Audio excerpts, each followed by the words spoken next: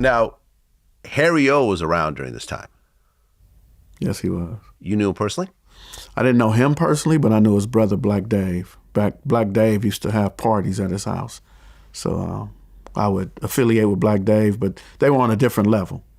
You know, I'm making, I don't know, maybe $8,000 a good day for me, and they running through about $400,000 a day. 300,000 or 400,000 a day. Yeah. He was that big. Yeah.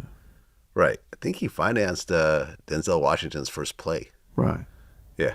Yeah. And he put up the seed money for Death Row Records. Right. Yeah. Yeah. Okay. One of my friends, who's a regular on the show, Freeway Ricky Ross, was around during this time as well. Yes, he was. And you met him. Yeah, I know him. Yeah. And you talked about this as well. We talked about this lots of times. Now, Freeway was the richest guy there, but he almost looked like a smoker. Yeah. You know? He'd wear a dingy T-shirt.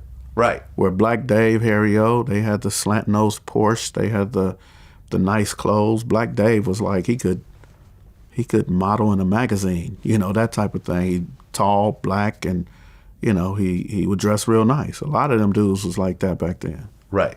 But Rick wasn't like that. He might have the same pants on 2-3 days. Right. Had a bummy car. Yeah. But that kept him under the radar. Yeah. For a while. Yeah.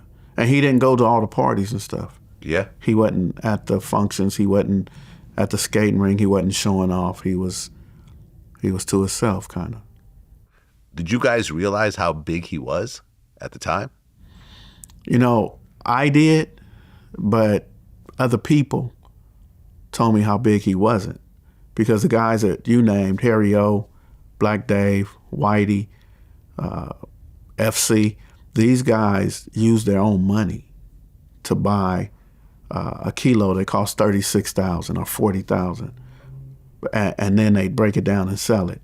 And so they buying Rolls Royces and stuff off the money they made, where Freeway Rick was getting it handed to him. He's getting dropped off 100 keys. Right. And now he owed for the 100 keys, but it's like a consistent cash flow. It's like a liquor store that don't close. So yes, he's making more money, but he's also owing more money. And he's not taking the same risks that they took.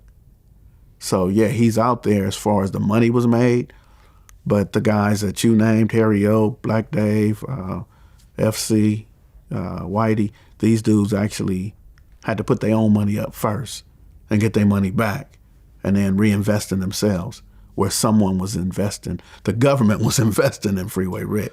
Oh, yeah, no, the government was using drug profits Right. that he was involved in to finance a war in South America. Right. And so they were letting the drugs go through. Right. And he had the big connect that was just literally hundreds of kilos at a time. Right. And yeah, Rick also wasn't greedy. Right. He would give people an ounce, Yeah. see what would happen.